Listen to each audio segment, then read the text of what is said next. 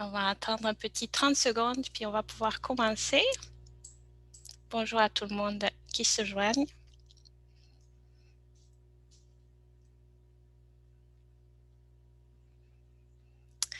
Bon, c'est 17h32 à mon ordinateur. Bonjour à tous et toutes. Et merci beaucoup de vous joindre à nous pour cette conférence publique sur comment rester en santé en temps de pandémie. Mon nom est Aurélia, je travaille au Centre Interaction du CHUS du Nord de l'île de Montréal et je vais être votre modératrice pour la soirée. Alors, on a vraiment un beau programme ce soir avec les présentations de 3 expertes et experts, Madame Frédérique Deslauriers, Monsieur Vincent Gosselin-Boucher et Docteur Marie-Christelle Ross. Bonjour à tous les 3. Alors, leur présentation sera suivie d'une longue séance d'échange de 45 minutes où vous pourrez aborder tous les sujets qui vous touchent. Alors, avant de commencer, on va donner quelques informations techniques comme à l'habitude. Donc, juste que vous notiez, la conférence est enregistrée, incluant les questions des participants. Et vous êtes invité à poser vos questions en deuxième partie d'activité en utilisant l'outil de questions-réponses Q&A qui se trouve en bas de votre écran dans le menu Zoom. Alors, avant de laisser la parole à la première présentatrice, je voudrais remercier le commanditaire de l'événement, qui est le réseau de recherche en santé cardio-métabolique, diabète et obésité, et tous nos partenaires. Alors attention, il y a une petite liste.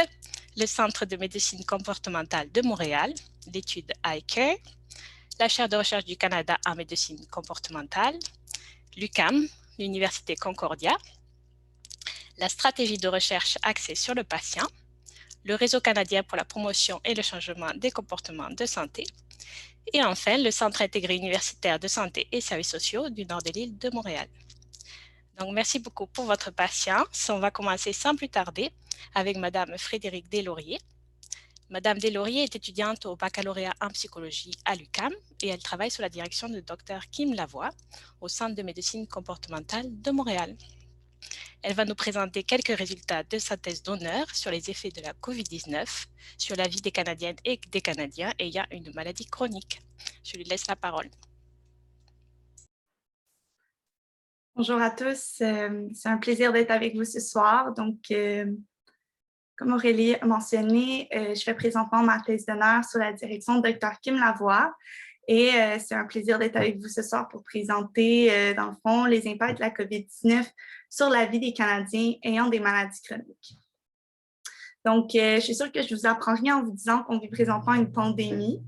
La COVID a perturbé la vie de la majorité des Canadiens. Je suis sûre que vous pouvez penser à une manière que la COVID a perturbé votre propre vie.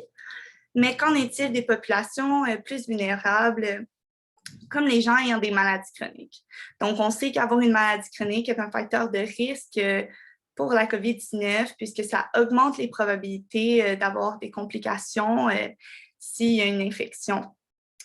Donc, dans le cadre de l'étude iCare, qui est The International COVID-19 Awareness and Response Evaluation, mon projet vise à identifier les impacts de la COVID-19 sur la vie des Canadiens ayant une maladie chronique par rapport à ceux qui n'ont pas de maladie chronique. Il vise aussi à identifier les différentes sphères de vie les plus touchées par la COVID-19. Donc, on a évalué 5 sphères de vie, soit la santé mentale, les relations interpersonnelles, les comportements de santé, l'accès aux soins médicaux et les situations occupationnelles et financières. Donc, le sondage iCare a été disponible du 4 juin au 17 juin 2020 et il y a un total de 3005 Canadiens âgés de 18 ans et plus qui ont participé. On peut voir ici en mauve qu'on avait 52% de femmes dans l'échantillon, 57% avaient un revenu annuel de tiers moyen, la majorité avait un diplôme de cégep ou d'université et 40% ont rapporté avoir une maladie chronique. Qu'est-ce qui était parfait pour mon projet? Donc ici, vous pouvez voir un aperçu de l'échantillon des personnes ayant des maladies chroniques. Donc, on a 1195 personnes. Et les 3 maladies chroniques les plus représentées dans l'échantillon étaient l'hypertension, les maladies cardiovasculaires et les maladies pulmonaires. Maintenant, parlons de résultats. Pour ce qui est des relations interpersonnelles, les gens avec maladie chronique, soit ici en bleu foncé, étaient significativement plus impactés que les gens sans maladie chronique. Ils avaient plus de conflits avec leur famille et percevaient les gens comme étant plus égoïstes depuis le début de la pandémie. Pour ce qui est des comportements de santé, les gens avec maladie chronique avaient une moins bonne alimentation que les gens sans maladie chronique et consommaient aussi plus d'alcool. Pour ce qui est d'être moins actifs, il n'y avait pas de différence entre les deux groupes, mais on peut voir que les deux groupes étaient quand même vraiment moins actifs depuis le début de la pandémie. Maintenant, l'accès aux soins médicaux, donc les gens avec maladie chronique étaient significativement plus impactés que les gens sans maladie chronique, et ce, dans les 3 items qu'on a mesurés. Donc, ils ont cancellé plus de rendez-vous médicaux, ils ont eu plus de difficultés à obtenir des soins de santé non reliés à la COVID et avaient une perception que leur système de santé était beaucoup plus surchargé. Par contre, y a-t-il une différence de sexe à l'intérieur du groupe des gens ayant des maladies chroniques?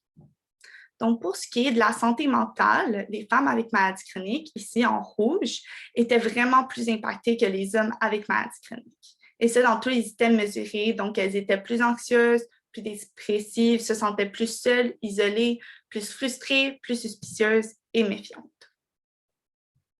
Pour ce qui est des comportements de santé, les femmes avec maladie chronique étaient moins actives que les hommes avec maladie chronique et avaient aussi une moins bonne alimentation. Pour ce qui est de la consommation d'alcool et de drogue, il n'y avait pas de différence. Donc, en résumé, les Canadiens ayant une maladie chronique sont vraiment disproportionnellement plus affectés par la pandémie. Donc, ils ont moins accès au système de santé, ils annulent plus de rendez-vous médicaux, ils ont des moins bons comportements de santé, ils ont plus de conflits avec leur famille et amis. Donc, ça peut être expliqué par le fait qu'il y a vraiment une augmentation du stress due à la pandémie. Ils annulent plus leurs rendez-vous puisque, dans le fond, ils ne veulent pas s'exposer au système de santé par peur d'attraper le virus. Ensuite, on a aussi vu que les femmes avec maladie chronique étaient plus affectées que les hommes avec maladie chronique. Donc, leur santé mentale est grandement affectée. Ils ont plus de conflits avec leur entourage, mangent moins bien, font moins bien d'exercice et annulent plus de rendez-vous médicaux. Donc, ça peut s'expliquer par le fait que les femmes, dans le fond, sont plus impliquées dans la vie des enfants, donc doivent s'occuper des enfants, les tâches domestiques. Puis on sait très bien qu'avec la pandémie, on est vraiment plus à la maison, donc ça exacerbe ces problèmes ici. Il est important de prendre en compte ici que les résultats présentés n'ont pas été ajustés, donc il y a d'autres facteurs qui pourraient expliquer les différences d'impact. Cela dit, on sait qu'il est important pour les gens avec maladie chronique d'avoir une bonne alimentation, d'avoir des rendez-vous médicaux réguliers et de bouger. Donc, on peut comprendre que les impacts négatifs de la COVID-19 peuvent éventuellement empirer leurs conditions de santé. Donc, il y a vraiment une nécessité de fournir un plus grand soutien aux personnes atteintes de maladies chroniques et particulièrement les femmes. Donc, si jamais vous sentez que vous avez besoin d'aide dans ces temps difficiles, voici quelques ressources pour vous. Merci de m'avoir écouté. Merci Frédéric, cela met bien la table pour notre soirée. Donc, je passerai maintenant la parole à Monsieur Vincent Gosselin-Boucher. Il est candidat au doctorat en psychologie à l'UQAM, aussi sous la direction de Dr Lavoie. Il est très impliqué dans le projet iCare et aussi dans le domaine de la vulgarisation scientifique. Et il va nous parler notamment des options en ligne pour s'entraider et rester en santé. C'est à vous, Vincent.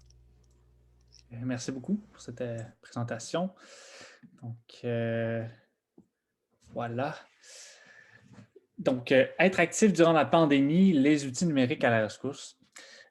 On sait que depuis le début de la pandémie, ça a frappé en mars dernier, en 2020, la clé pour ralentir la propagation de la COVID, c'était vraiment l'adhésion aux politiques de santé publique et plus précisément la vaccination maintenant de masse qu'on voit.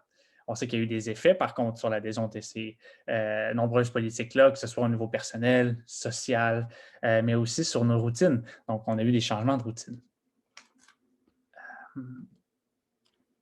Donc, il y a eu beaucoup de changements. Qu'est-ce qui va se passer? On est un peu dans l'incertitude. Retrouver ce laisser-aller, par exemple, cette image de cycliste dans les montagnes, retrouver ce voyage. Donc, qu'est-ce qui va se passer quand on va pouvoir revenir à cette normale-là? Retrouver notre routine aussi, qui est toujours en perpétuel changement avec les changements au niveau des politiques. On voit que depuis que ça peut changer d'une journée à l'autre, que ce soit l'exemple des masques présentement dans les lieux publics à l'extérieur, par exemple avec l'impact de l'habitude de vie. On voit aussi que certaines informations peuvent être contradictoires. Et tout ça va avoir un effet sur nos activités, que ce soit les activités physiques, présentement. C'est vraiment ce sujet que je vais aborder aujourd'hui. Mais je vais vous poser la question et vous pouvez penser, prendre le temps de faire la présentation. Pourquoi être actif et active? Donc, c'est vraiment cette question. De mon côté, par exemple, pour être actif et actif, c'est vraiment le déplacement. C'est le moment de détente que j'ai pour justement faire une pause sur ma journée. Mais c'est une question qui est importante à se poser présentement. J'aime en fait cette phrase en faire un peu sans se mettre de la pression. C'est toujours un peu ce sentiment-là. On peut sentir certaines frustrations et on voit souvent dans les réseaux et ce que les gens peuvent faire, c'est que c'est le tout ou rien. Donc, à la place d'avoir une montre, c'est d'avoir tous les gadgets possibles pour être capable d'avoir ce support pour faire l'activité physique. Et il y a aussi cette frustration qui peut être associée à la qualité versus la quantité d'activité physique. Si on fait quelques fois d'activité physique, ça peut être plus optimal pour nous que de faire une grande quantité et de peut-être justement avoir cette pression-là de toujours en faire un peu plus. La clé du succès que j'aime voir à travers de l'activité physique, c'est vraiment des petits changements à la fois. Donc, d'être capable de programmer une journée par semaine par-ci, d'aller faire une petite marche. Donc, pour moi, c'est d'aller faire, exemple, 20 minutes par-ci. Et c'est d'essayer d'être conscient à travers nos activités aussi. Et d'utiliser les outils disponibles. Donc là, c'est vraiment l'objectif de cette petite présentation-là, c'est qu'on sait qu'il y a plus de dizaines de milliers d'outils disponibles sur les applications mobiles et d'essayer d'aller faire des tests, mais de reconnaître ses limites à travers ces outils-là.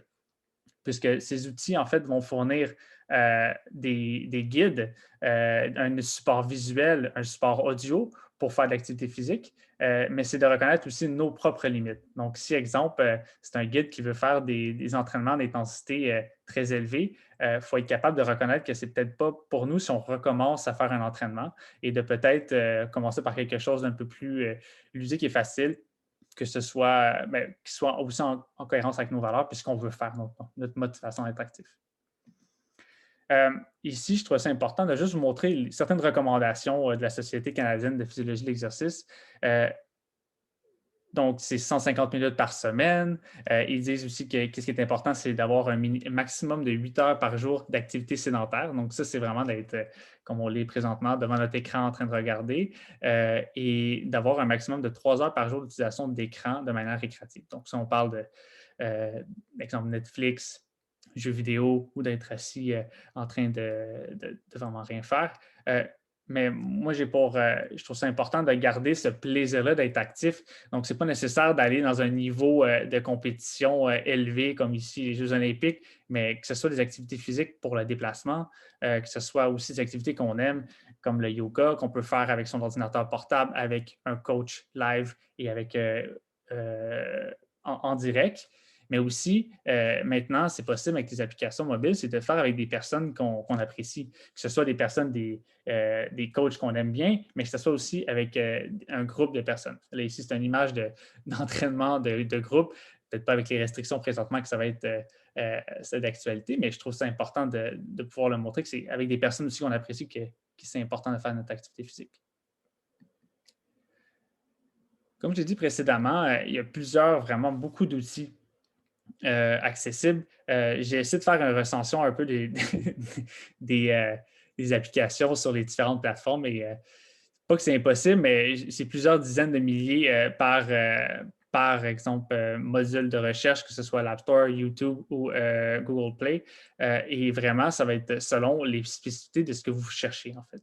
Donc, que ce soit un outil qui va vous aider à avoir vos objectifs, que ce soit pour le cyclisme, que ce soit pour l'activité de yoga. Je pense qu'il y a tout vraiment d'accessible. Puis même maintenant, tous nos appareils mobiles ont intégré un suivi d'activité, que ce soit avec les Android ou le iOS avec les Apple. Mais je pense que tout ce qui est à retenir, je ne voulais pas non plus faire de vente d'une application X et de faire la promotion d'une telle que c'est la meilleure application. On sait que faire l'activité physique et que ce soit avec des outils qui nous parlent et qui nous rejoignent, c'est important. Ça a un effet sur notre santé mentale, sur notre santé physique. C'est vraiment présentement de contrôler ce qu'on peut. Donc, d'aller, que ce soit sur le bout de nos doigts ou que ce soit dans notre écran, si on est capable d'aller juste contrôler ce petit moment-là et d'essayer d'intégrer ça dans notre routine, je pense que c'est ce qui pourrait être optimal pour la santé. Et de laisser tomber pour l'instant le reste. Donc, on sait qu'il y a plusieurs restrictions. On parlait de faire des sports d'équipe, que ce soit les centres d'entraînement. On va laisser tomber présentement ce qu'on ne peut pas contrôler, mais ce qu'on peut faire, c'est d'aller faire de l'activité à l'extérieur. Puis aussi d'être le plus réaliste possible dans nos pensées. Donc, si je me dis que du jour au lendemain, d'aller faire de la course à chaque jour, c'est peut-être pas du plus réaliste, mais si je décide d'aller marcher, de faire un petit peu de jogging pour commencer et après de changer et d'intégrer ça dans ma routine, ça peut être plus réaliste présentement. Et comme l'a mentionné Frédéric, de demander de l'aide aux besoins, que ce soit pour l'entraînement, mais aussi pour sa santé.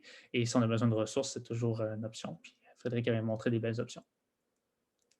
Je voulais finir avec un petit projet à venir que je trouvais que j'ai la charge et que j'aime vraiment beaucoup, si ça vous intéresse, c'est qui va être une plateforme en ligne qui va s'appeler Vérité ou Pandémie, qui est un petit jeu où c'est un jeu où vos comportements changent d'histoire. L'objectif, c'est vraiment d'intégrer le jeu, l'apprentissage, la collaboration à travers la communication scientifique en lien avec la COVID, que ce soit pour des sujets comme l'histoire de la pandémie, que ce soit la vaccination, que ce soit l'activité physique, la santé.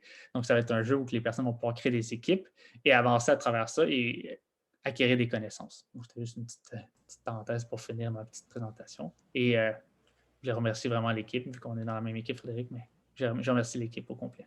Donc, voilà. Merci beaucoup, Vincent. Donc, on a plusieurs pistes à explorer. C'est très intéressant. Je vais demander à Dr. Marie-Christelle Ross de compléter les présentations. Dr. Ross travaille à l'Hôtel-Dieu de Lévis, où elle est directrice médicale du programme de prévention et réadaptation cardiovasculaire. Et fait intéressant, qui m'a fait sourire quand j'ai lu sa bio, même si c'est très sérieux, elle a aussi un intérêt pour la médecine d'expédition et pour la médecine de plongée, et elle travaille comme spécialiste au Centre de médecine de plongée du Québec. Elle enseigne enfin en tant que professeure de clinique à l'Université Laval. Je vous laisse la parole. Il faudrait juste ouvrir votre micro. Parfait. Merci beaucoup pour l'invitation. En fait, ça me fait plaisir de vous parler ce soir d'un sujet qui me touche dans ma vie personnelle, mais beaucoup dans mon travail aussi, donc l'activité physique en temps de pandémie. En fait, on ne se le cachera pas, la pandémie a un impact sur nous tous en tant que personne. Moi, en tant que professionnelle de la santé, ça a un impact énorme. Je vois ça un peu en trois phases, là, pas pour faire une analogie à ce qui est en train de se passer présentement, mais l'impact primaire, en fait, le problème en lien avec le cœur de la COVID directement, l'atteinte cardiaque, c'est une chose. Les deuxièmes problèmes qu'on voit malheureusement beaucoup, c'est les patients qui tardent à consulter parce qu'ils ont peur d'attraper la COVID ou parce que le système est surchargé ou pour différentes raisons. Mais ça amène son lot de complications aussi parce que des problèmes qui seraient plus précocement pourraient plus facilement être traités. Quand on se présente en bout de course, malheureusement, les répercussions sont souvent catastrophiques. Puis, il y a la troisième partie à tout ça, qui est quelque chose qui est plus insidieux, mais qui est définitivement présent. C'est aussi l'impact un peu sur les habitudes de vie, sur nos comportements, qui nous mettent ultimement plus à risque d'avoir des problèmes cardiaques. Puis ça, c'est juste un petit tableau intéressant, je trouvais, là, qui a été publié. En fait, c'est 1 demi-million de personnes qui ont des téléphones intelligents qu'ils portaient sur eux puis qui utilisaient une application qui mesurait le nombre de pas.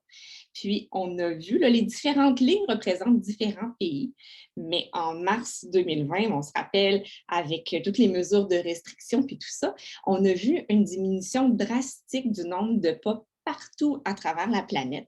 Puis le timing dépendait vraiment d'où est-ce qu'on se trouvait puis quelles étaient les restrictions en vigueur. Les seules courbes qui n'ont pas beaucoup baissé, c'est une en Corée du Sud puis une dans les pays nordiques.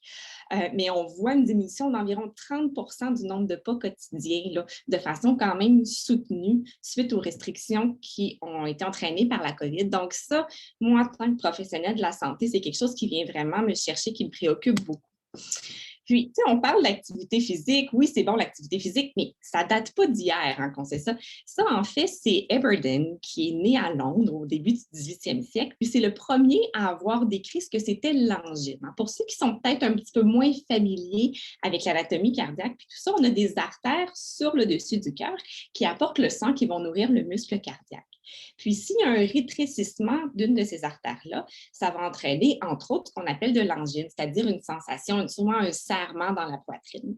Puis, ça, c'est causé par des plaques d'athérosclérose qui contiennent, entre autres, du cholestérol. Puis, les facteurs de risque, quand on parle d'hypertension artérielle, de diabète, de cholestérol, mais aussi de sédentarité, c'est toutes des choses qui vont prédisposer au rétrécissement des artères.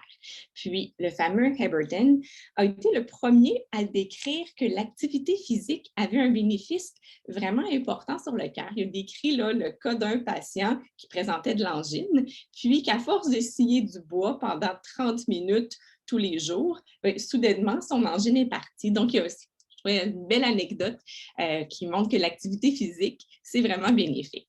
Puis, tu sais, il y a eu plusieurs publications. Là. Je ne veux pas entrer trop dans les détails scientifiques, mais ça, c'est une publication par Myers là, dans un journal de médecine qu'on appelle le journal New England, paru en 2002, mais qui montrait chez des patients qui font des tapis roulants pour diverses raisons. C'était 6000 patients.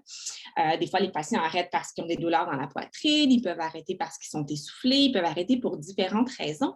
Mais ce qui prédit le plus la mortalité, c'est vraiment leur capacité énergétique. Donc, plus les gens sont en forme, moins ils meurent. Puis, on voit vraiment une augmentation. Dès qu'on est un petit peu plus en forme, on a des bénéfices de mortalité. C'est vraiment une courbe progressive.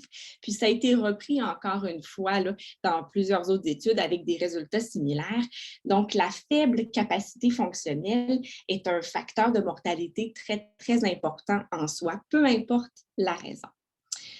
Puis ça, je trouvais ça intéressant. C'est une publication qui vient d'un groupe du Brésil.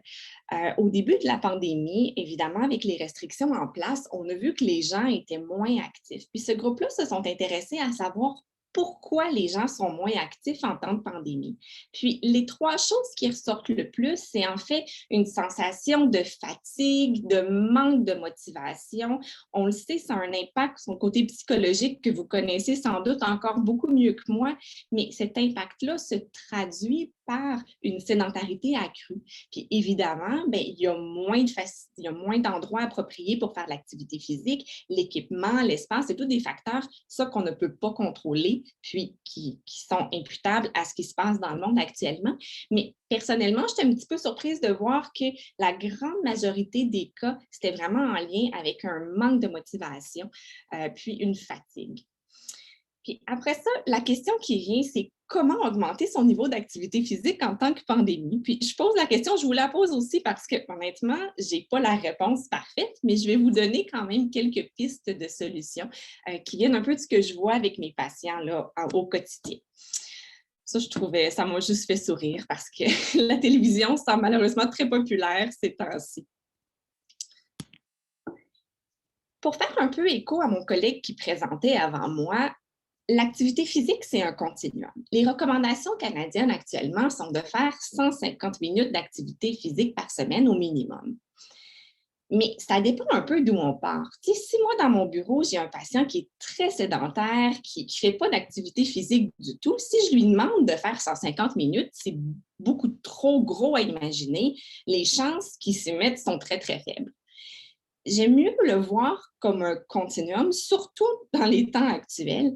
Le message à retenir, c'est que l'important, c'est d'augmenter un petit peu du niveau où on est présentement. Donc, si on est très, très, très sédentaire, juste d'aller marcher 5 ou 10 minutes par jour, déjà là, on a des bénéfices. C'est sûr qu'on en aura plus si on fait 40, 45 minutes puis tout ça, mais tant qu'à rien faire, on est peut-être mieux de faire le 10 minutes, mais de le faire. Fait que j'ai vraiment regardé à quel niveau se situe mon patient, puis avec lui, à partir de ça, on va bâtir pour essayer d'augmenter un peu, mais en étant réaliste dans nos attentes. Puis on sait qu'il y a des bénéfices, peu importe le niveau d'activité physique. Puis en fait, pour la santé, les bénéfices sont probablement les plus importants chez les gens qui sont complètement sédentaires puis qui commencent à en faire un peu, versus quelqu'un qui fait de 130 à 150 minutes par semaine. oui, il y a encore un bénéfice, mais le plus important, c'est vraiment dans le bas de l'échelle. Donc, quelqu'un qui ne fait rien, s'il marche 10 minutes par jour, personnellement, je vais être contente. Puis là, bon, on a différents outils. Puis, tu sais, encore une fois, il faut aller un peu avec la personnalité, l'intérêt, le budget des patients. Mais moi, il y a un outil simple que je trouve quand même utile. Puis, c'est pas tout le monde qui l'aime, mais en général, dans mes patients, les gens sont quand même très intéressés à mesurer leur nombre de pas. Beaucoup de gens ont des téléphones intelligents, puis les téléphones intelligents, quand ils sont portés sur nous, idéalement près de la taille, permettent d'estimer le nombre de pas là, de façon quand même assez précise. Il y a aussi des podomètres là, qui peuvent être achetés. Il y a les montres intelligentes. Il y a plein de gadgets on peut aller voir le nombre de pas qu'on fait par jour. Puis, 10 000 pas par jour, juste pour vous donner un ordre de grandeur, c'est environ 500 calories. Puis, si on fait ça à tous les jours de la semaine, c'est presque une livre de tissu adipeux à la fin de la semaine. J'aime pas tant parler en termes de calories puis de poids parce que, bon, c'est pas ça la raison de faire de l'activité physique, c'est pas ça l'objectif non plus. Mais des fois, pour des patients, c'est un petit peu plus concret que juste de dire vos facteurs de risque vont s'améliorer. Là, pour eux, des fois, c'est quelque chose qui accroche un peu plus.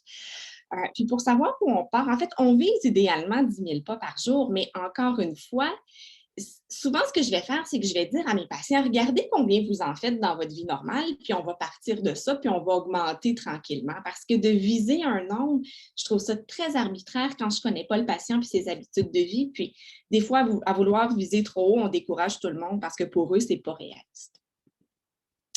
Et on sait, il y a quand même beaucoup de publications là, dans les dernières années, bien avant la pandémie, qui montrent que le podomètre est quand même efficace. Puis ça réussit à augmenter l'activité physique là, de près de 30 %. Puis, ce qui est intéressant, ça, c'est une étude qui a été publiée par mes collègues là, à l'Université Laval. Ça montre en fait que le bénéfice se maintient dans le temps. Ce n'est pas juste un gadget qu'au début on a, il y a quand même un certain bénéfice qui va être maintenu au fil du temps. Donc, intéressant à savoir aussi.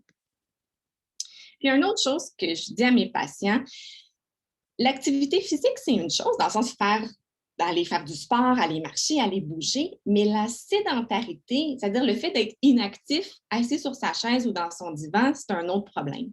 Puis, il y a des gens qui sont sportifs pendant 30 minutes, mais le reste de la journée sont très, très, très sédentaires. Et on se rend compte qu'on veut de plus en plus essayer de diminuer le comportement sédentaire parce qu'à lui seul, indépendamment de l'activité physique qu'on fait, le comportement sédentaire est délétère pour notre santé. Donc, quand j'ai fait mon fellowship en Angleterre, je travaillais avec le professeur Buckley, puis on a fait quelques projets là, sur les stand-up desks, c'est-à-dire le fait de travailler en position debout versus assise. Puis, ce n'était pas des tapis roulants ou des vélos, les gens ne bougeaient pas, ils étaient seulement debout. C'était le groupe d'université où j'étais, puis c'était le personnel administratif qui avait un bureau qui se montait et qui se redescendait. Le matin, les gens, on les faisait mettre en position assise, puis l'après-midi, les gens levaient leur bureau, puis on s'est rendu compte qu'il y avait vraiment beaucoup de bénéfices. On mesurait les glycémies en continu, puis les gens qui étaient en position debout en après-midi, leur glycémie augmentait beaucoup moins, c'est-à-dire le taux de sucre dans le sang restait beaucoup, beaucoup plus stable. Puis ça entraîne plein de bénéfices. Puis il y avait aussi le fait que la dépense énergétique était plus élevée en position debout. Fait que si on est 3 heures debout par jour, 5 jours par semaine, 48 semaines par année, ça équivaut à peu près en termes de calories, là, pas en termes de bénéfices nécessairement, mais en termes de calories à avoir couru 12 marathons à la fin de l'année. Fait que quelque chose qui peut avoir l'air anodin a quand même un impact majeur, puis ça peut entraîner jusqu'à une perte de 4 kilos. Là. Puis, curieusement, on avait peur au début que les gens soient un peu fatigués puis qu'ils n'aiment pas ça, mais à la fin de l'étude, la grande majorité des gens ont préféré la position debout puis ont décidé de garder les fameux bureaux puis de travailler en position debout. Puis, il y a plusieurs autres études qui ont été faites là, similaires par la suite avec tous des résultats qui semblent favorables à la position debout. Donc, bref, il faut éviter d'être assis pour des périodes prolongées. Parce qu'on sait, c'est ça, la sédentarité, c'est associé à une augmentation de la mortalité, augmentation des maladies cardiovasculaires, mortalité par cancer, augmentation du diabète. Bref, il n'y a pas grand-chose de bon dans le fait d'être sédentaire. Donc, ça termine ma présentation, mais je vais être bien contente de prendre vos questions si vous en avez.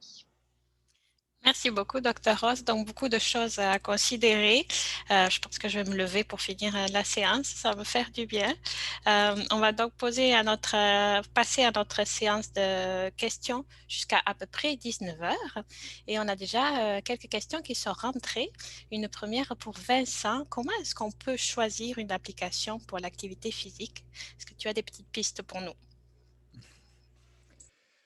Je pense que ça va dépendre vraiment de l'objectif puis de ce qui intéresse la personne, de un. Donc, clairement, si c'est une application, la personne veut faire du yoga, ça va être une application de yoga. Et c'est ce qui va tout ce qui est en lien avec l'application qui va lui parler le plus, que ce soit des vidéos, le type de coach, les instructions qui sont claires pour elle, tous ces éléments-là qui vont être à voir pour la personne. C'est sûr que là, il n'y a pas de... Quand tu fais une recherche, par exemple, sur un site pour les applications, il n'y a pas toutes ces informations-là qui vont dire « Ah, c'est tout parfait pour toi », mais je pense qu'il y a une petite recherche d'essais-erreurs parfois, d'aller tester certaines applications. Donc, ça va être vraiment ça, d'aller voir les objectifs et de vraiment voir si l'expérience de l'utilisateur te convient ou pas.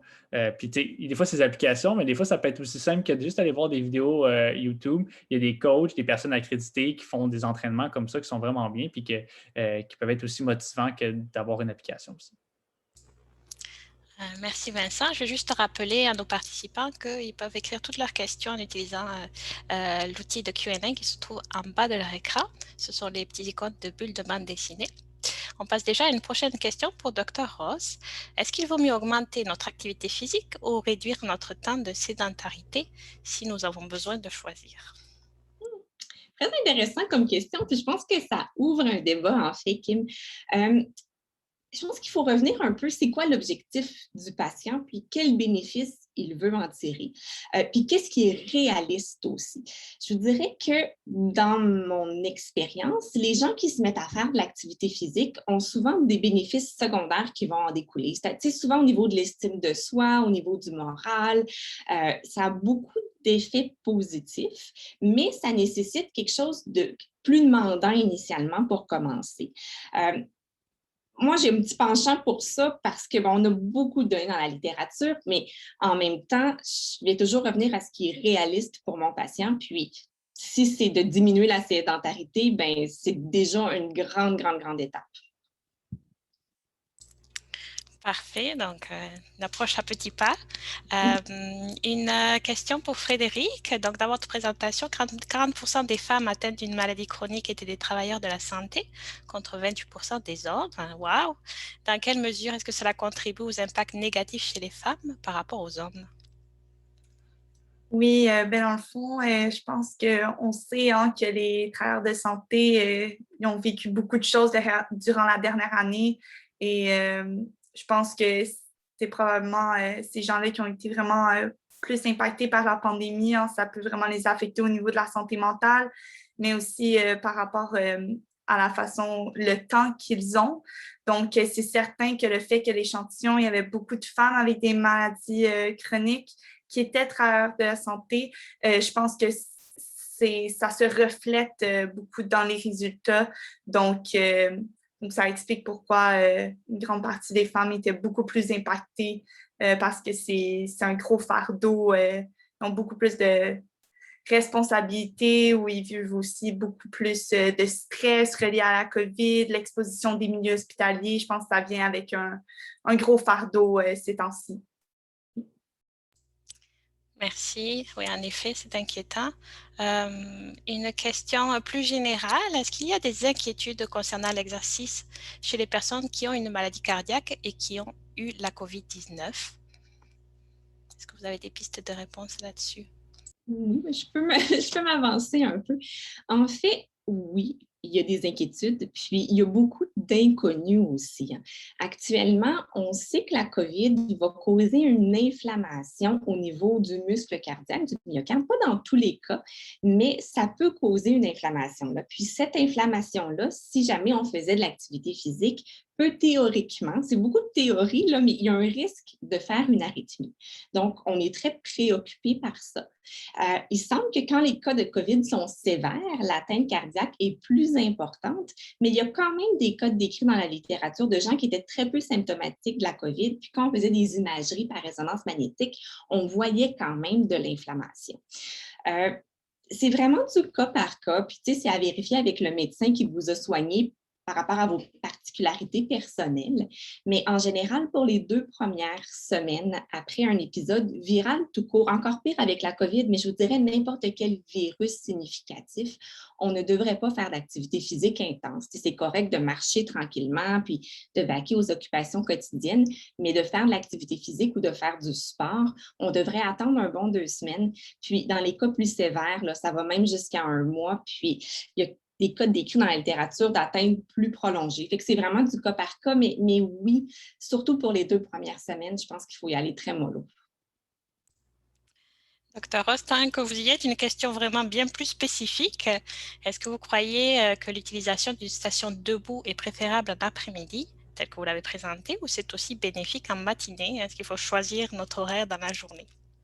Mais en fait, physiologiquement, ça fait du sens pour bénéficier le plus possible de la station debout, de la faire après un repas parce qu'on va être plus sensible à l'insuline, donc la glycémie va moins avoir tendance à monter. Fait que théoriquement, oui, il y a un avantage, à moins que vous preniez un énorme déjeuner, là, mais la plupart des gens mangent un peu plus pour le dîner, donc il y a un avantage à le faire en après-midi. Mais je vous dirais que de le faire le matin, si c'est ça qui fit dans votre horaire à vous, c'est bien correct, puis il y a des bénéfices aussi. Mais si on a le choix et qu'on veut faire juste une demi-journée, l'après-midi est probablement plus bénéfique. Parfait. Donc, on a le bon moment où changer un peu nos habitudes.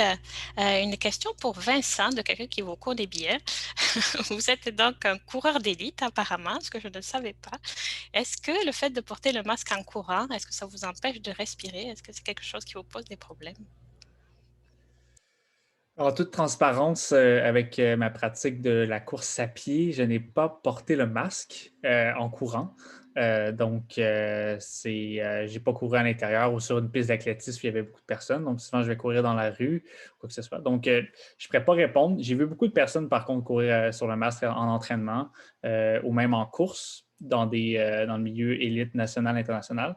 Donc, la question devrait être posée à eux. Je n'ai pas lu des contraintes vraiment au niveau respiratoire. Donc, je ne pourrais pas trop répondre en fait à cette question. Docteur Ross, est-ce que vous avez une idée si ça interfère dans notre capacité à respirer pendant l'exercice de porter un masque? Est-ce que vous pensez que ce serait mieux de pouvoir aller au gymnase et puis de ne pas avoir à porter de masque? En fait, je n'ai pas de données très scientifiques, mais on fait des épreuves d'effort quand même. Nous, on a continué à les faire malgré la pandémie, c'est-à-dire qu'on fait marcher un patient sur un tapis roulant, souvent jusqu'à sa capacité presque maximale, puis évidemment, le port du masque est obligatoire.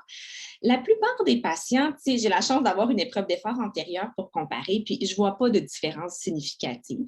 Pour le confort, certains patients ont une sensation de claustrophobie plus importante, puis ils se sentent étouffés avec le masque, mais la plupart des patients, la première minute, ils trouvent ça plus difficile, mais une fois qu'ils se sont habitués au port du masque, je ne vois pas de grosses différences, là, mais ce n'est pas des gens d'élite, là, c'est des patients qui font des tapis roulants, mais on a pas mal les mêmes capacités fonctionnelles qu'avant. Pour en ajouter avec ce point, en fait, c'est vrai que lorsqu'on fait des tests chez des athlètes élites aussi, il y a des capteurs pour tout ce qui est l'oxygène et tout, l'échange gazeux. Donc, ils ont des masques et pour eux, ils n'ont pas de contraintes pour les faire aller à des intensités maximales également. Et je pense que c'est peut-être encore plus encombrant d'avoir ce masque-là et ça les encombre. Ils n'ont pas de difficulté à être capables d'atteindre des niveaux élites. Donc, je vois que c'est peut-être la même comparaison. Et encore là, c'est très qualitatif comme, et il n'y a rien de scientifique, mais il n'y a pas de différence. D'accord. Puis une question, je pense qu'on se pose beaucoup. C'est quoi vraiment l'effet de l'exercice sur la santé mentale? Est-ce que ça peut nous aider un peu dans ces moments difficiles? On est tous peut-être un peu de mauvaise humeur quand on apprend notamment qu'il y a beaucoup de restrictions qui sont remises, enlevées. Est-ce qu'aller faire une petite course peut nous aider avec tout ça? En fait, probablement pas, je ne suis pas l'experte définitivement en santé mentale, là, mais absolument, l'exercice a un effet bénéfique sur la santé mentale pour différentes raisons. On le voyait avant la COVID aussi. Avec la COVID, je pense que juste le fait de sortir ou d'avoir l'impression d'avoir accompli un petit quelque chose dans la journée, c'est certain que ça a un effet positif sur la santé mentale, en tout cas dans mon expérience à moi, dans ma pratique. Une autre question. Oui, allez-y. J'allais juste ajouter au niveau de la santé mentale. Je sais qu'il y a des études qui ont démontré, là, c'est des résultats préliminaires, mais à l'aide d'applications mobiles pour que ce soit du yoga ou des activités d'intensité, ils voyaient un changement au niveau de diminution de la rumination, donc des pensées négatives qui revenaient. Il y avait une diminution aussi de certains symptômes dépressifs et reliés à l'anxiété, juste à faire des séances, 3-4 séances par semaine de 20 minutes. Donc, juste ces petits ajouts-là dans la journée faisaient qu'il y avait cette diminution-là au niveau de certains comportements peut-être négatifs sur les pensées, tout ça, et même sur la santé. Ben justement, vous avez beaucoup parlé d'avoir une approche de petits pas où on commence doucement, puis on se peut-être fixe pas des objectifs irréalistes. Ça serait quoi la première étape pour quelqu'un qui veut recommencer à s'entraîner après un long moment de pause? Qu'est-ce que vous suggéreriez?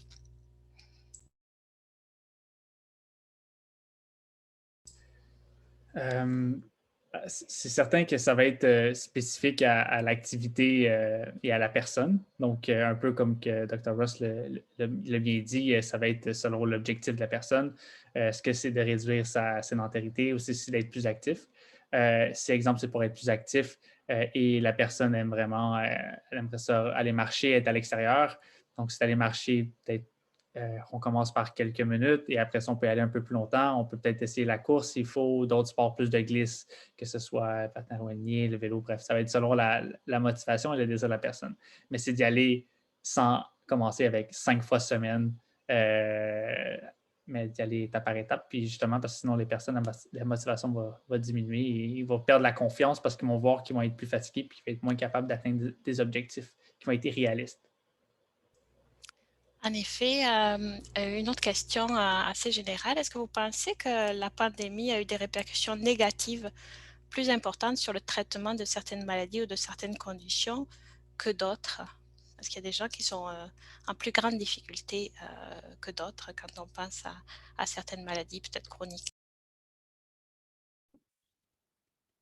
En fait, si je peux me permettre pour le côté cardiovasculaire, on voit vraiment des grosses répercussions énormes parce que les patients n'osent pas consulter. J'ai vu des complications de rupture myocardique que je n'ai jamais vues depuis les 15 ans que je suis médecin parce que maintenant, les traitements sont tellement efficaces qu'on est capable de récupérer une bonne partie du muscle cardiaque, mais les gens ont peur de consulter pour plein de raisons, mais consultent très tardivement, puis malheureusement, on a des patients qui sont décédés qu'on aurait probablement pu sauver s'ils s'étaient présentés plus tôt.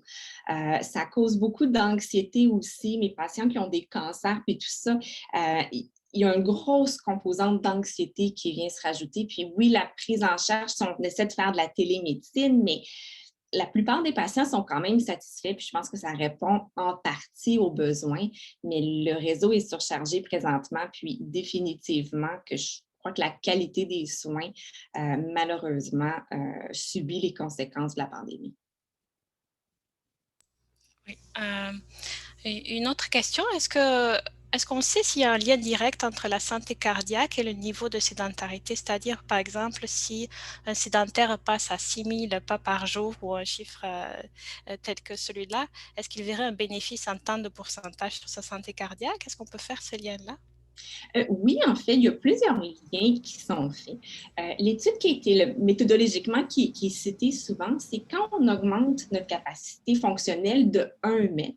Puis 1 mètre, ce n'est pas tant que ça. Si on fait une petite marche, c'est 3-4 mètres comparé à être assis qui est 1 mètre. Là. Fait que si on augmente d'un petit peu, on diminue notre mortalité de 12% par tranche de 1 mètre qu'on augmente. Donc, définitivement qu'il y a un bénéfice à être moins sédentaire. Là, ça, il n'y a pas de doute. Une autre question en ce qui concerne les résultats présentés par Frédéric. On a vu donc que les patients atteints de maladies chroniques annulent leur rendez-vous. Docteur Ross, est-ce que c'est votre expérience? Est-ce que vous savez pourquoi ils annulent? Est-ce qu'ils ont peur d'attraper la COVID? Est-ce qu'ils ont du mal à se rendre à leur rendez-vous? Est-ce qu'il y a d'autres raisons? Je pense que les gens ont très peur d'attraper la COVID. Puis je pense que les gens qui ont une maladie chronique, on sait que s'ils attrapent la COVID, ils sont plus vulnérables. Puis je pense qu'ils ressentent beaucoup cette vulnérabilité-là. Puis oui, les patients annulent beaucoup, les patients ne se présentent pas à leur rendez-vous. Mais ce qui me fait, moi, le plus peur, c'est les patients qui ne consultent pas à l'urgence. Le taux de consultation à l'urgence en cardiologie a diminué drastiquement dans la première vague. La deuxième, c'était moins pire. Puis là, la troisième, je suis de garde cette semaine, là, il n'y a presque pas de consultation, alors que d'habitude, il y en a vraiment beaucoup. Donc, on craint encore une fois là, les répercussions de tout ça. En effet, une question plus en lien avec la motivation à faire de l'exercice, ce qui manque souvent, surtout quand on est dans des situations un peu difficiles. Est-ce que vous avez entendu parler de défis dans les réseaux socio-institutionnels comme des challenges d'entreprise, par exemple, dans les universités qui permettent de motiver l'activité physique et qui proposent des activités agréables?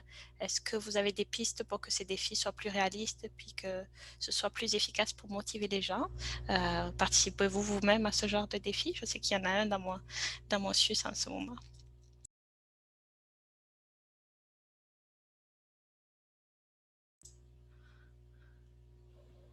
C'est une très bonne question, surtout dans le contexte avec les restrictions, où que justement les événements de groupe vont être à distance, c'est juste un peu ça. L'effet de challenge, si on veut, c'est souvent justement ce volet social qu'on recherche et d'être en groupe et de se motiver en groupe. Et donc, c'est sûr qu'au niveau du volet réaliste présentement, à distance, d'avoir des plateformes, exemple, pour essayer de mettre son nombre de kilomètres ou son nombre de pas, ça peut être des challenges qui peuvent être bien. Je sais que des fois, il y a des groupes aussi qui se mettent sur des plateformes comme Strava où on voit tout le monde qui est sur la même plateforme et on voit tous les coureurs, tous les cyclistes ou les nageurs on voit leur performance. Donc, ces effets-là ont un effet de groupe. Mais encore là, pour rendre le programme plus réaliste ou du moins, je trouve que c'est une bonne question présentement. Je ne sais pas si les autres panélistes ils ont des idées ou qui ont peut-être déjà participé à ce genre de challenge-là présentement dans cette période de pandémie, là. Mais si je peux ajouter quelque chose, je pense que la pandémie, comme on l'a mentionné, c'est assez difficile pour tout le monde de bouger. Mais moi, qu'est-ce que je vois beaucoup, c'est qu'il y a vraiment beaucoup d'initiatives à travers les réseaux sociaux ou si on parle des entraîneurs personnels qui vraiment donnent accès à des cours en ligne. Puis ça, je pense que d'un point de vue personnel, je pense que c'est super bien. Et oui, c'est plate qu'on soit derrière un écran, mais juste le fait de savoir qu'on est en direct et qu'il y a l'entraîneur devant nous, je pense que ça peut aider à la motivation, à se dire, OK, en ce moment, c'est le temps que je prends pour faire mon exercice. Puis, savoir que les autres aussi le font en même temps, je pense que ça peut beaucoup aider au niveau motivationnel. Oui, en effet, merci Frédéric. Une question vraiment directe que je pense que beaucoup de gens se posent. Est-ce que c'est sécuritaire d'aller à l'urgence en ce moment? Beaucoup de gens évitent de demander des soins urgents parce qu'ils craignent d'être exposés à des patients qui vont consulter parce qu'ils ont des symptômes de COVID et ils craignent d'être exposés à la COVID. Qu'est-ce qu'on peut faire avec ça? Mais je pense que le message à retenir, c'est que si les gens ont une raison de consulter qui les inquiète, que ce soit un problème cardiovasculaire, c'est sûr que si c'est pour une douleur au bout du doigt, tu sais, des choses banales, à ce moment-là, peut-être que le risque-bénéfice est différent. Mais tu sais, les mesures d'urgence sont prises dans les urgences, les isolements, les gens se lavent les mains. J'ai pas vu tant de patients que ça attraper la COVID à l'hôpital, encore moins à l'urgence. Puis, ce qu'on voit, c'est l'envers de la médaille, c'est les complications de ceux qui ne consultent pas. Fait que pour moi, la réponse est claire, c'est sécuritaire. C'est beaucoup plus sécuritaire que de rester à la maison si on pense qu'on a un infarctus ou un ACV. Là, pour moi, il n'y a pas de doute. En effet, une question, je pense un peu générale, qu'on se pose aussi en ce moment, notamment au vu des nouvelles restrictions. On parle souvent de l'impact des aérosols et de la COVID. Est-ce qu'il y a des grands risques de courir à l'extérieur sans masque et de contaminer les autres pendant notre exercice? Je sais que moi, quand je cours, je fais de grands tours autour des personnes sur le trottoir. C'est quoi les recommandations? Qu'est-ce qu'on peut faire? En fait, je ne suis pas une spécialiste en aérosol du tout, puis en transmission de virus, là, mais ce qu'on sait, c'est qu'à l'extérieur, ne serait-ce qu'à cause des rayons UV, du vent, des changements de température, le virus il est beaucoup moins résistant. Donc, il y a moins de risques de transmission à l'extérieur qu'à l'intérieur. Puis, il y a tous les bénéfices qui viennent avec l'activité physique, comme on a mentionné. C'est sûr que, tu sais, je n'irais pas courir au milieu d'une foule à l'extérieur, ça ne fait pas de sens, là. Mais je pense que le risque, si l'activité est bien faite puis isolée le plus possible, le risque, selon moi, est plus faible que les bénéfices escomptés, mais encore là, je ne suis pas une spécialiste en virologie. Merci. Une question pour Frédéric. Pourquoi pensez-vous que les patients atteints de maladies chroniques se méfient beaucoup, peut-être même davantage des autres? C'est un peu surprenant dans votre présentation. Est-ce que vous pourriez expliquer un peu? Oui, ben dans le fond, ça c'est plus mon interprétation à moi, mais moi je pense que quand on parle plus de méfiance, c'est vraiment par rapport à autrui. Donc je pense que les gens qui ont des maladies chroniques, comme on l'a mentionné, puisqu'ils sont plus à risque, ils sont vraiment plus craintifs. Donc moi sur ce point-là, je vois par rapport à la méfiance, je pense que ces gens-là vont prendre moins de risques. Donc, on peut voir des gens dans notre entourage que malgré la pandémie, décident de côtoyer certaines personnes, mais que je pense que les gens qui ont des maladies chroniques, eux, ils sont plus, ils respectent plus les règles. Donc, par exemple, s'ils vont faire l'épicerie, ils vont essayer de ne pas y aller en personne. Et s'ils vont en personne, ils vont faire extrêmement attention pour tenir vraiment le 2 mètres de distance et sinon plus. Pour être certain de ne pas attraper la COVID-19. Donc, moi, c'est comme ça que je le vois. Docteur Ross, on a senti dans votre présentation qu'il y a quand même une certaine inquiétude que vous exprimez, mais qu'est-ce qui vous inquiète le plus en ce qui concerne vos patients cardiaques? Est-ce que vous craignez qu'ils ne soient pas diagnostiqués assez tôt, qu'ils retardent leur traitement ou qu'ils ne reçoivent pas les chirurgies dont ils ont besoin? Les trois. Mais je vous dirais que le problème de diagnostic présentement est là. Puis le problème de chirurgie aussi, parce qu'on vit beaucoup, beaucoup de délestage. En tout cas, dans la région de Québec, je vais parler pour Montréal, là, mais à Québec, on a énormément de délestage présentement. Puis oui, ça a des grosses répercussions, mais heureusement, souvent, les patients sont déjà pris en charge. Puis moi, si j'ai un patient qui est sur une liste d'attente, puis je le sais qu'il se détériore, on fait des pressions devant sa chirurgie. Il y a quand même, oui, ça m'inquiète, mais ce qui m'inquiète le plus, c'est les patients qui sont malades puis qu'on ne sait pas. Donc, les problèmes de diagnostic, pour moi, c'est un défi très, très important qu'on vit présentement. Une autre question en lien avec la motivation à faire de l'exercice. Pour ceux d'entre vous qui réussissent à rester actifs, comment est-ce que vous restez motivé, surtout quand être actif est quand même assez difficile, on est souvent devant nos écrans. Et qu'est-ce que vous dites aux gens qui semblent penser qu'ils ne peuvent pas faire d'exercice pendant que les gymnases sont fermés? Comment vous faites pour peut-être leur donner des pistes de solutions? Je peux y aller. Je pense que c'est normal d'avoir une variation de motivation dans ce contexte-là, que ce soit pour être actif. Moi-même étant actif, mais je ne l'ai pas été non plus tout le temps durant la pandémie. Il y a eu des moments, c'est des creux. On a parlé de vagues tantôt avec Dr. Ross. Je pense que c'est normal que ce soit au niveau de notre humeur et de notre motivation. Ce qui m'a maintenu le plus motivé et ce qui peut maintenir motiver les gens, c'est vraiment les petits goals, les petits checkpoints dans notre journée ou dans notre semaine. Donc, je décide de mettre ça dans mon agenda. Ah, là, je vais essayer d'aller faire une activité, que ce soit d'aller courir, faire mon vélo. Moi, j'ai réussi à faire de l'exercice. J'avais mon vélo à l'intérieur ou j'allais courir à l'extérieur. Donc, c'était mon mode comme ça et je n'ai pas dû aller au gym. Pour les personnes qui ont l'argumentaire, c'est justement que les gyms sont fermés et qu'ils ne peuvent pas être actifs. et que c'était difficile aussi de se procurer peut-être des équipements d'entraînement puisqu'il y a eu des ruptures de stock un peu partout, que ce soit au Québec et même en Amérique du Nord. Bref, c'est certain qu'il y a plein d'exercices pour être actif. Il y a qu'on peut utiliser son poids corporel. Pour certaines personnes, ça va être vraiment un non pour eux parce que ce qu'ils connaissent et ce qu'ils veulent, c'est vraiment la musculation, par exemple, avec des poids. C'est peut-être de montrer qu'il y a un effet quand même positif de juste être actif et de juste faire ce petit entraînement-là, que ce soit de faire des push-ups, des redressements assis comme ça à la maison. De trouver peut-être un partenaire pour se faire des défis et essayer de se faire des nombres comme ça. Ça peut être aussi une option. Donc, de mon côté, ça serait les pistes de solutions que je pourrais dire. Mais c'est vrai que ça peut être confrontant de se dire la seule chose que moi je connais, c'est le gym, puis je peux juste faire ça. Donc, c'est d'essayer de trouver de ces pistes-là. Il y a plein de petites choses qui peuvent être faites. En tout cas, c'est le point de vue que je pourrais avoir puis la pratique que j'ai pu faire de mon côté. Je ne sais pas pour les autres panélistes, c'est qu'est-ce qu'ils pensent de ça. Là.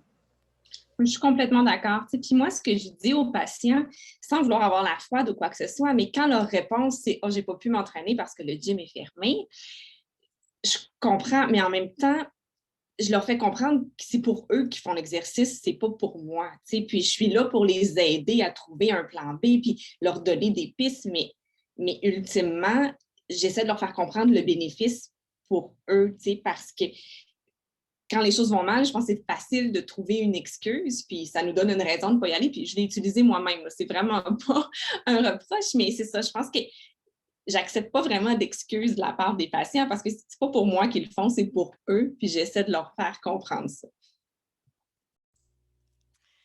Très bien. Pour une certaine catégorie de patients, ceux qui sont cardiaques, qui ne peuvent pas faire de l'exercice sans la présence d'un spécialiste, qu'est-ce que vous suggérez? Certains n'ont pas accès à un outil mesurant la fréquence cardiaque. Ils doivent s'assurer de ne pas dépasser leurs limites, c'est très important. Comment ils peuvent faire pour améliorer leur capacité cardiovasculaire?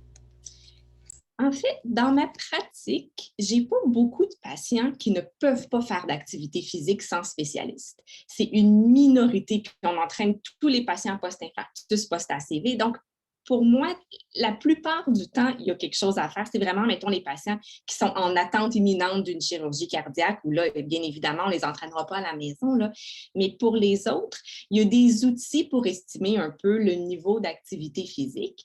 Puis c'est sûr que quand on entraîne des patients à distance puis qu'on n'a pas accès à leurs signes vitaux puis tout ça, on a tendance à les sous-entraîner. On n'ira pas chercher leur plein potentiel la plupart du temps pour des raisons de sécurité, mais il y a quand même beaucoup de choses qui peuvent être faites. Je pense entre autres à des exercices sur chaise, à de la marche légère. Tu sais, il y a vraiment beaucoup d'outils qu'on a qui permettent de rester actifs, même si les gens ont une santé très, très, très fragile. Puis au contraire, c'est ces gens-là qui en bénéficient le plus. C'est juste d'aller chercher des outils appropriés puis d'avoir les conseils de quelqu'un, mais il n'y a pas besoin d'avoir la présence de quelqu'un, selon moi. Parfait, c'est encourageant. Donc, une question pour Vincent. Vous parliez des recommandations au niveau du temps général d'écran maximal suggéré par jour. J'étais assez étonnée parce que je pense que je dépasse ce temps-là sur une base quotidienne. Est-ce qu'il y a des recommandations en ce qui concerne le nombre de pauses à faire et le temps de pause afin de maximiser un peu les bienfaits de cette pause? Comment on peut faire pour un peu limiter les effets néfastes? Mais pour le temps d'écran, c'était un 4 heures récréatif. Donc, ce n'était pas pour le travail. Donc, c'est une distinction qui est à faire. C'est sûr que c'est un guide. On sait que ce n'est jamais parfait. Dr. Ross en a parlé. Il y a un continuum présentement. Je pense qu'il faut être réaliste pour chacune des personnes. Quoi faire pour les pauses? Moi, je fonctionne avec un 50 minutes, 10 minutes de pause, donc j'y vais comme ça. J'essaie de me lever, d'aller juste, je sais pas, prendre un verre d'eau, d'aller marcher, quoi que ce soit, donc prendre une collation à 50 minutes. Donc, tout ça, c'est un petit moment de pause qui peuvent être faits. Puis ça, juste d'aller marcher, d'aller faire un petit tour dans son appartement, faire des tours en rond, ça peut se faire. Un petit 5-10 minutes, pour moi, c'est un mode qui est faisable. Et ça te donne un petit défi aussi.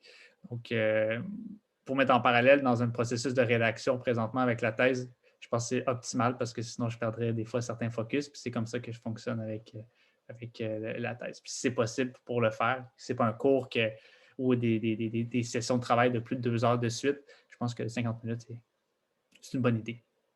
Je ne sais pas pour les autres personnes, mais c'est le conseil.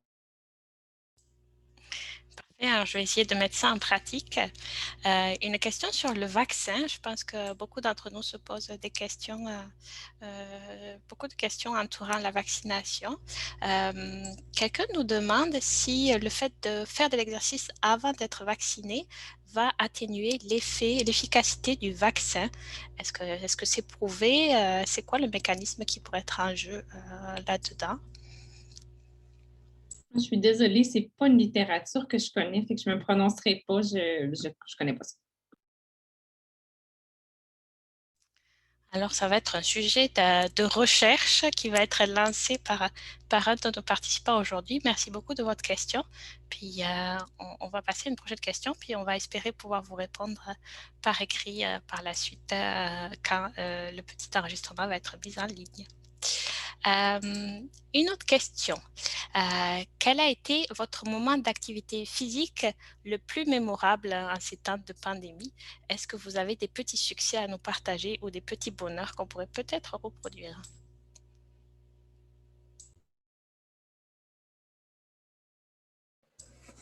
Je vais commencer. Pour moi, je pense que c'était le début 2020, je pense que c'est avril ou mai. Je retrouvais un peu cette passion de la course que j'avais perdue parce que j'étais dans le niveau compétitif universitaire. Et là, j'étais juste d'aller recourir. Puis je sais pas, on dirait que je découvrais ce temps qu'on avait, mais que je prenais pas peut-être le temps. Et je réussissais à faire des sorties de 21, 30 km. C'était vraiment c'était mes petites victoires que moi j'avais eues en début de pandémie, que j'ai perdues, mais que j'ai retrouvées avec le vélo par la suite. Mais ça a été mes petits moments. J'allais porter des muffins, en fait, à des personnes que je faisais. Donc, je faisais des muffins, j'allais les porter à certaines personnes dans la ville de Montréal. Donc, c'était comme ça que je faisais ma petite ronde de lait. C'était comme ça que je me motivais à aller courir. Voilà. Merci Vincent. J'espère que tu as inspiré plusieurs personnes. Docteur Ross, quelle est la qualité des programmes de réadaptation cardiaque en ligne par rapport aux programmes en personne? Est-ce que vous voyez des effets comparables? En fait, oui, ça semble être comparable. Un problème qu'on a en réadaptation cardiaque, c'est que les programmes sont très hétérogènes. D'un programme à l'autre, la structure du programme est différente. C'était vrai avant la pandémie, mais on se rend compte qu'en mode virtuel, les différences entre programmes sont encore plus grandes. Mais toutes les données qu'on a jusqu'à maintenant semblent nous dire que l'activité physique supervisée à distance, donc les programmes virtuels, semblent tout aussi efficaces que les programmes en personne pour la majorité des patients. Pour les patients à plus haut risque, je me garderai un bémol parce que, comme on mentionnait tout à l'heure, c'est des patients qui sont beaucoup plus difficiles d'entraîner à des seuils plus élevés à distance pour des raisons de sécurité. Mais pour la majorité des patients, puis il y a beaucoup de recherches de littérature qui est en train de s'écrire, mais à date, c'est super encourageant pour le virtuel. Parfait. Une question, je pense, que beaucoup se posent en ce moment. Qu'en est-il du sommeil en temps de pandémie avec le stress, les enfants à la maison, souvent, le laptop qui est toujours à proximité, on a la difficulté à garder nos horaires de travail. J'imagine que le sommeil est affecté. Est-ce que vous avez des recommandations pour un meilleur sommeil en temps de pandémie? Je pense que une des recommandations, c'est certain que d'essayer de minimiser le temps d'écran 1 heure ou 2 heures avant le sommeil. Donc, vraiment pour aller. Je pense que c'est quelque chose qu'on essaie le plus possible, mais souvent, on va s'endormir peut-être devant la TV ou quoi que ce soit. Donc, mais d'essayer de maximiser ça, que ce soit devant l'écran, le cellulaire parfois qu'on a dans le lit aussi, d'essayer justement d'avoir ce moment tampon, si on veut, d'1 heure minimalement avant le sommeil peut aider. Je pense que c'est une des recommandations que je préfère le plus possible avec le temps d'écran et le sommeil. Sinon, une petite camomille.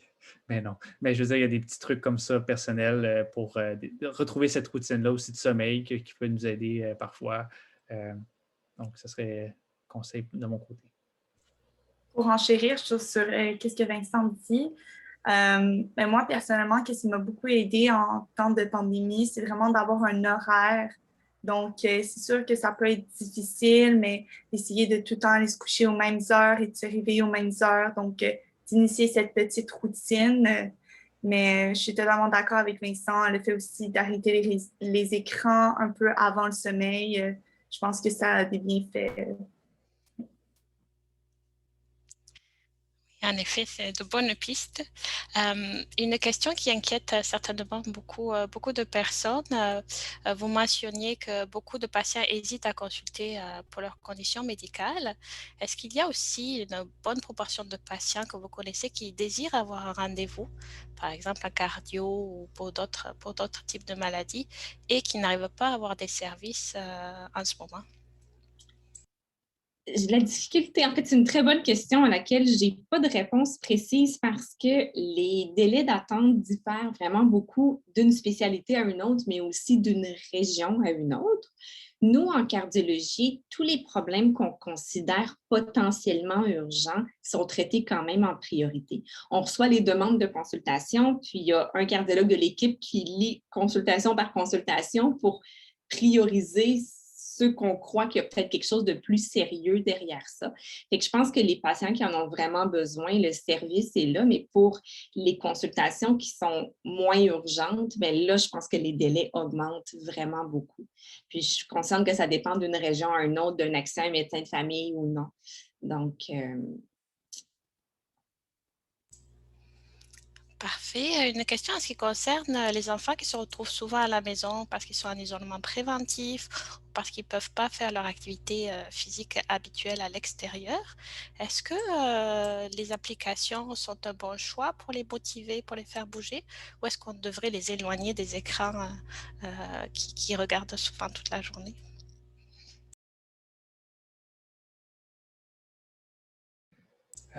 Je pense que c'est une excellente question. Je ne pense pas avoir toutes les réponses, par contre, pour cette question-là, clairement pas.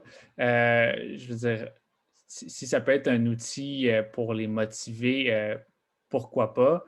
Clairement, on vient de parler que le temps d'écran, on veut le réduire, par contre. Donc, c'est de juste prendre des pour et les contre. Il y a plein d'activités qu'on peut faire sans écran.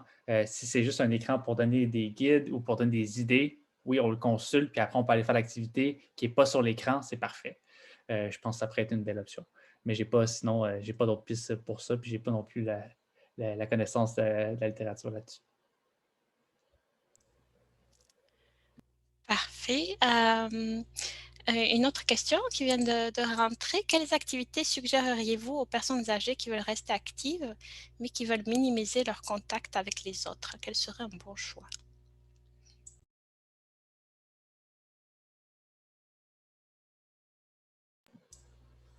Ben, encore dans la même lignée des applications, je pense qu'il y en a beaucoup qui peuvent être utilisées pour différents niveaux de forme physique, mais aussi au niveau de l'âge et de ce qu'on recherche. Ça reste à voir qu'est-ce qui va être fait. Je me souviens que dans une étude qu'on avait faite, on avait utilisé la Kinect avec des personnes atteintes de problèmes respiratoires, mais on avait adapté un jeu pour eux. Donc, ils aimaient bien ce volet un peu plus ludique. Donc, c'est un jeu qui pour eux, ils aimaient bien. Ils faisaient juste s'asseoir ou un peu de boxe. Non? Donc, il y a des jeux comme ça qui peuvent être faits aussi sur des consoles, mais sur des tablettes, il peut y avoir aussi certaines choses qui peuvent être faites selon le niveau de forme et tout. Je ne connais pas en fait les applications précises, là, mais je pense que ce serait peut-être aller faire une petite recherche à ce niveau-là.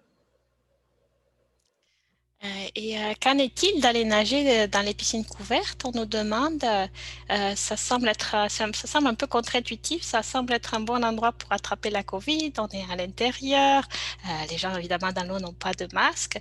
Est-ce que quand même on peut s'y rendre sans risque?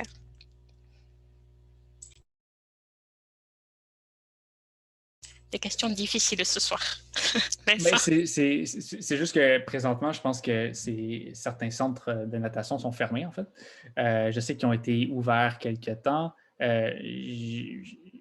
Pour être franc, je ne connaissais pas trop non plus le rationnel derrière cette ouverture des natations avec tous les possibles contacts qu'il peut y avoir. Et je ne connais pas non plus le lien avec au niveau aérosol et le virus et le milieu aquatique et tout. Bref, et l'humidité qui peut générer autour de ça. Je ne peux pas trop répondre à cette question. Je ne sais pas trop s'il y a d'autres personnes qui ont plus de connaissances sur ça, mais non.